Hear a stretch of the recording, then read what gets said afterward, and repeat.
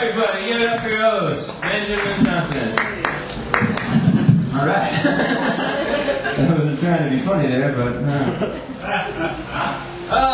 so, as you can see on my shirt, I'm a big fan of the word of. Love those prepositions. My name is Jimmy Peter Smoltich.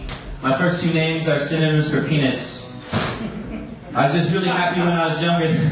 Laugh it up. I was just really happy when I was younger that my last name wasn't Cox or Johnson, until I found out Smoltich meant penis in a different language.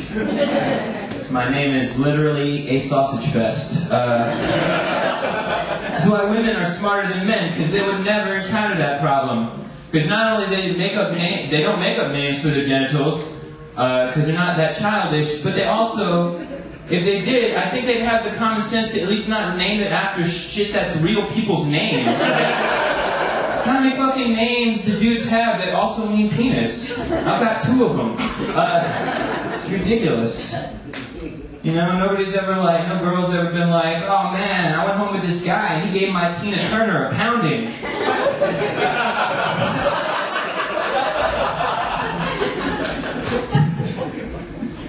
Alright. Oh shit. So, I've lived, I've had a weird name, so it's driven me down strange roads. I also like chance to do weed. I don't call it that because I do call it that, but I don't call it that I do it. Okay. So obviously I'm high. I'm one of those people who like wakes up in the morning and like, yeah, I got done fucking dreaming for 8 hours. It's enough reality for me. Where's my bong at? Not even give the day a chance to go wrong.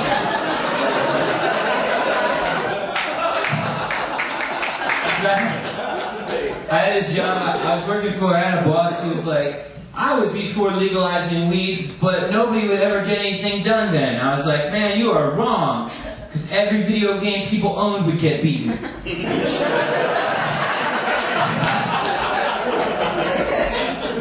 So I like candy a lot too.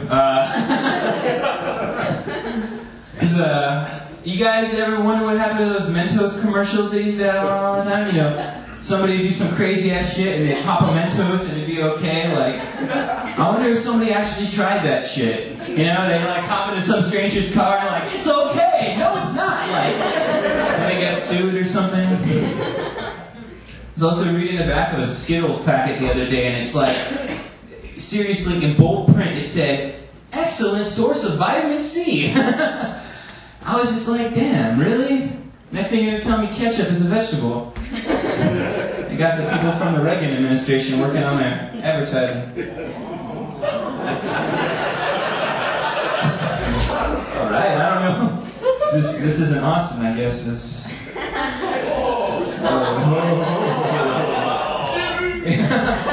Okay, I'm gonna dig myself further into this hole. Oh yeah, I saw a commercial for Trident. Those with the canned gum is kind of like a candy, sort of, I guess.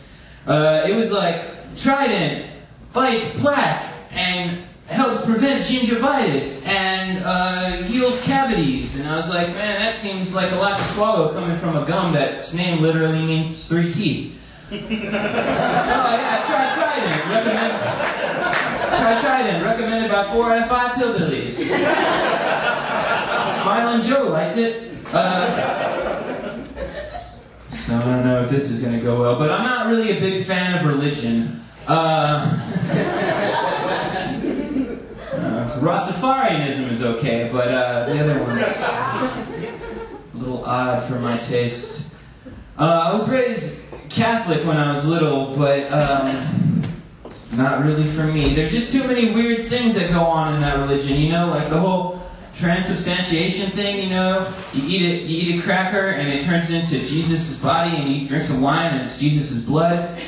And I never understood that. I was just like, why would you want to eat Jesus? It's not, this isn't Kirby's Dreamland. You're not going to suddenly gain some Jesus powers. Like, if anything, if it did turn into Jesus, you'd have to call into work on Monday like, I ate some bad Jesus this weekend. It's raw flesh. You gotta cook that, Jesus. You know? And the other thing is, what? Make sure it's kosher. He was Jewish. The other thing is, you know they're buying like cracker and wine from somewhere, right? Like, people are in line like, man, Jesus, this week tastes like Ritz and St. Genevieve. Like, yeah, next week I'm going to bring some cheese to go with my Jesus. It's going to be Swiss, because that's the holiest.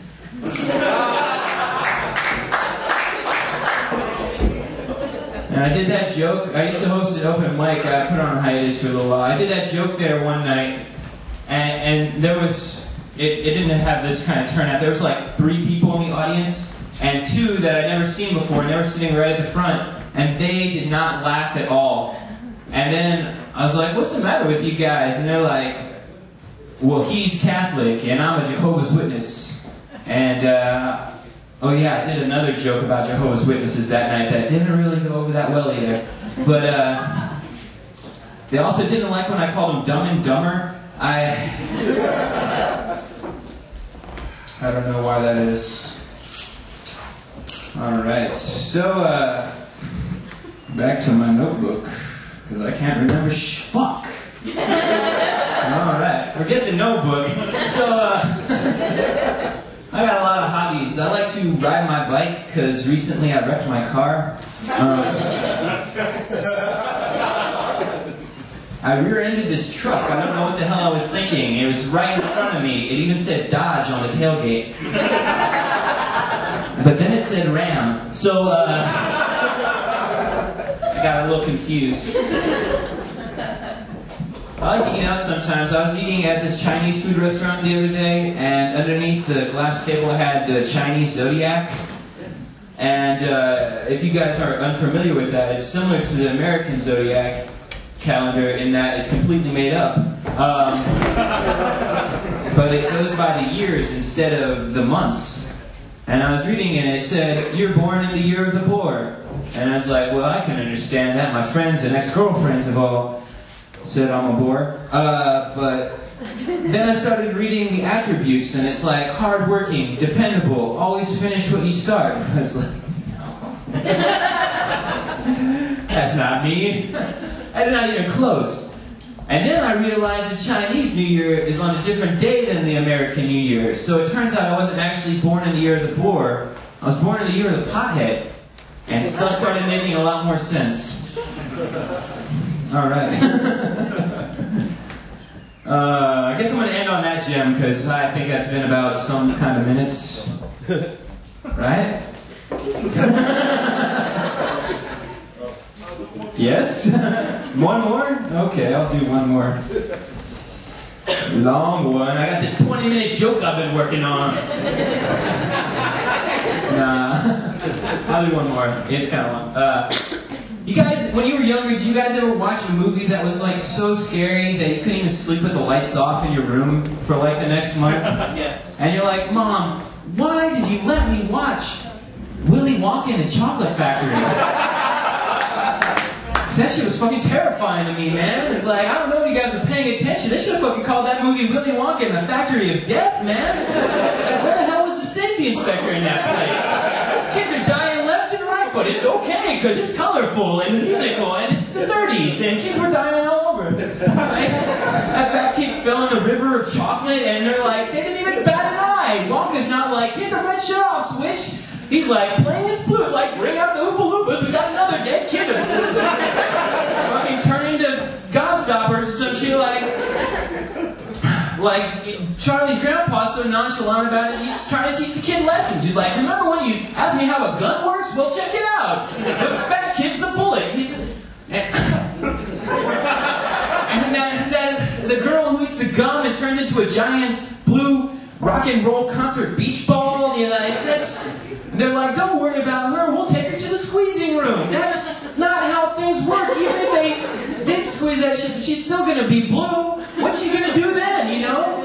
The Blue Man Group's not gonna accept her. They're all in shape and bald and musical, you know? Even if they did squeeze all that shit out, it's not like it's gonna make the skin go away, you know? She's gonna look like some fucking blue flying squirrel or like a beat up Smurf vagina or something awful, you know?